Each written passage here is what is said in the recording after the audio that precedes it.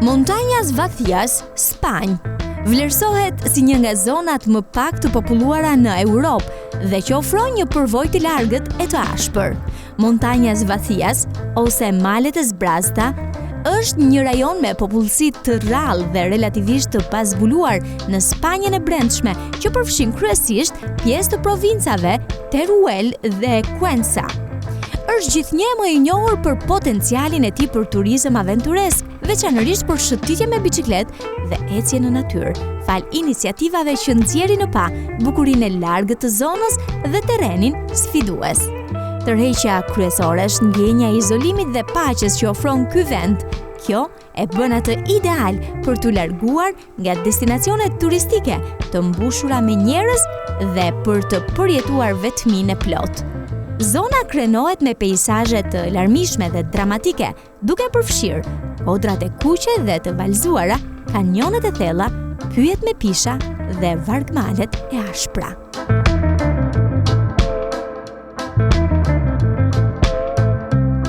Lumi panoramik kombëtar, Niobrara, Nebraska, Shtetet e Bashkuara të Amerikës. Ai është një perle fshehur që ofron një përzierje unike të bukurisë natyrore, aktiviteteve rekreative dhe rëndësisë ekologjike. Aktiviteti më i njohur është kanotazhi ose kajaku përgjatë ujrave të buta të lumit, me pamjet piktoreske dhe ekosistemet e larmishme, të cilat e bëjnë atë një përvojë relaksuese dhe të këndshme. Rezerva kombëtare e jetës së egër, Fort Niobrara, është një streh që mbron shumë llojshmëri të jetës së egër, duke përfshirë bizonët, drerët dhe qentë e stepës. Zona ofron shtigje të shumta për ecje dhe ciklizëm, duke përfshirë shtegun Cowboy, i cili kalon mbi lumin Niobrara në një ur historike. Habitatet e larmishme përgjatë lumit mbështesin një larmi të gjerë speciesh të ndryshme, duke e bërë atë një vend kryesor për vëzhgimin e zogjve. Pamja mahnitse, duke e përfshirë ujvarat, kanjone dhe jetën e larmishme bimore, ofron mundësi të shumta për fotografi. Parku kombëtar Yangmingshan, Taiwan. Ai është një park i madh me pyje dhe lugina që mbysin zhurmën, çuditërisht i qetë pavarësisht afërsisë me Taipei. Maja më e lartë në park është mali Qixing, i cili ofron pamje mahnitse panoramike të Taipeit. Në përbërje të parkut mund të gjejmë një zonë post-vulkanike me kristale squfuri dhe burime avulli, luginën piktoreske të squfurit, kullotën e gjerë dhe të përsosur për ecje të Qingtiangang dhe një mori të pafundme atraksionesh sezonale, si lulet e qershisë në pranverë apo zambakët e kallës, barin e argjent në Vjesht dhe shumë çka tjetër.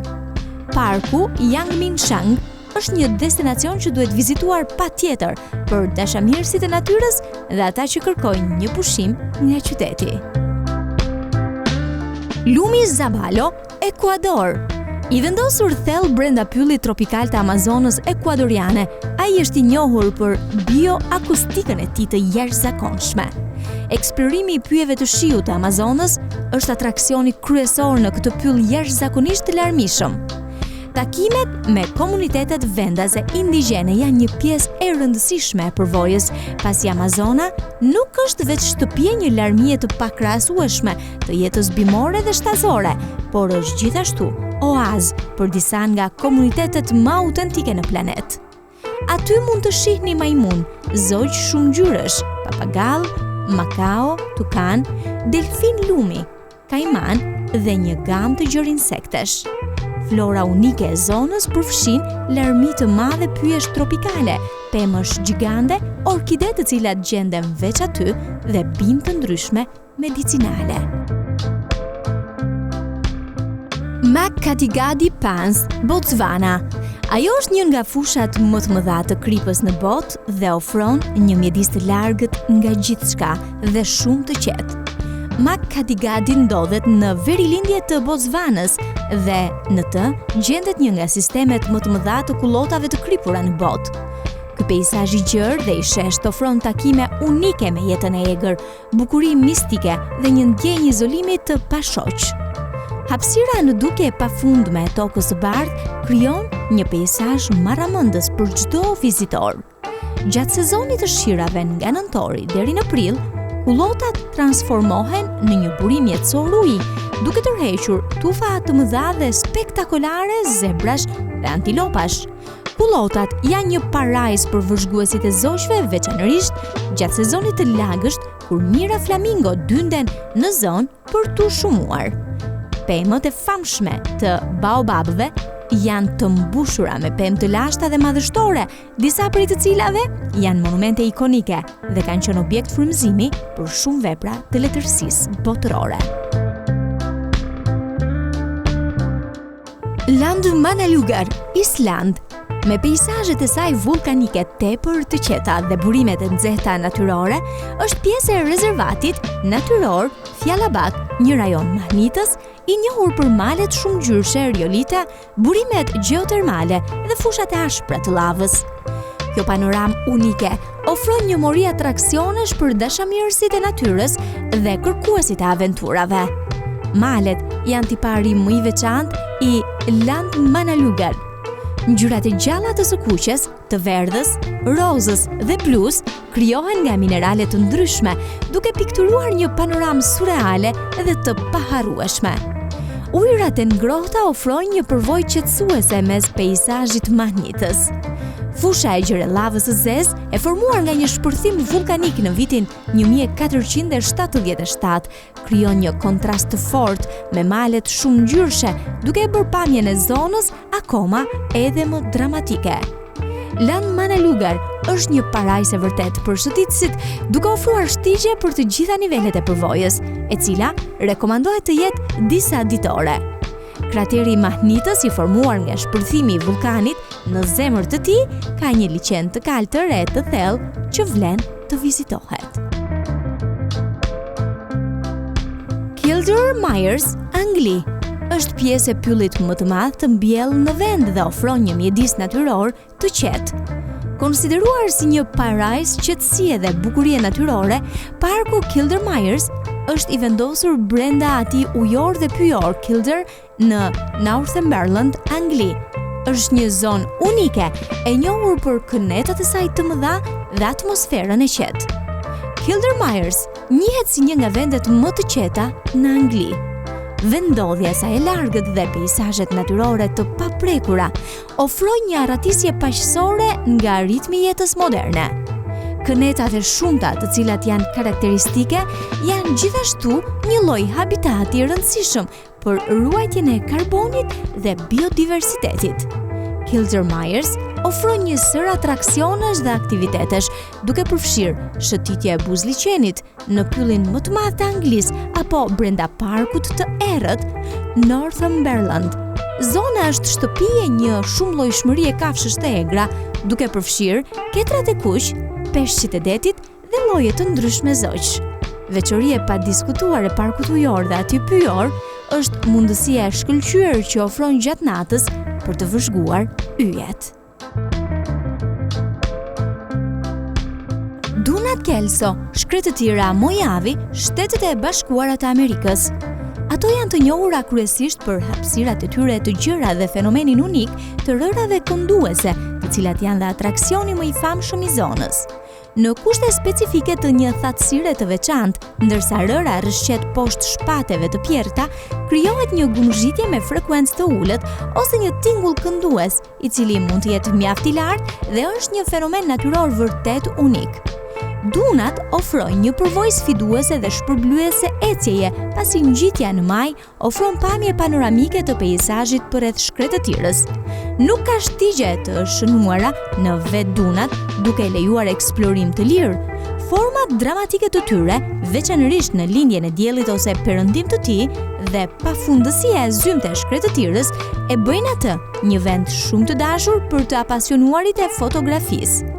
Duke qenë një vend i largët shkretëtire, me ndotje minimale nga drita, Dunat Kelso ofrojnë mundësi të shkëlqyera për të vështruar yjet dhe qiellin gjatë natës. Parku Kombëtar Olimpik, Washington, Shtetet e Bashkuara të Amerikës, ofron një përvojë unike të qetësisë natyrore brenda një pylli të larmishëm tropikal. I vendosur në shtetin e Washingtonit, ajo është një zonë mahnitëse natyrore që krenohet me një gamë të larmishme ekosistemesh të kombinuara, duke filluar nga malet e akullnajave të cilat dominojnë brendësinë e parkut, duke shfaqur maja dhe akullnaja të mbuluara me borë. Pyjet e shiut të butë në anën perëndimore të parkut është zona e harlisur me pyjet të veçanta si ho dhe kuinolt, të njohura për formën e tyre të lartë dhe myshqet e bollshme. Parku gjithashtu përfshin një shtrirje të egër dhe piktoreske të bregdetit të paqësorit me maja shkëmbore, plazhe me rër dhe pellgje baticash. Liçeni i bukur dhe i thellë, Lake Crescent, i rrethuar nga pyje, është perfekt për ecje në natyrë dhe lundrim me varg. Vizitorët në këtë park mund të shijojnë një sër aktivitetesh duke përfshirë kamping, soditjen e jetës së egër, shëtitjet e gjata rrethuar nga bimësia apo eksplorimin e pellgjeve të baticës. Zona u krijua fillimisht si monument kombëtar i malit Olimp në vitin 1909 dhe u caktua rezervë ndërkombëtare biosferës, çka e renditi në listën e UNESCO-s në vitin 1976 si vend i trashëgimisë botërore, duke njohur rëndësinë e tij unike ekologjike. Orfield, Minneapolis, Shtetet e Bashkuara të Amerikës, mban rekordin botëror Guinness për vendin më të qetë në tokë. Laboratorët Orfield të vendosur në Minneapolis janë një destinacion unik që tërheq vëmendje për shkak të një dhome anekoike e cila garanton qetësinë absolute.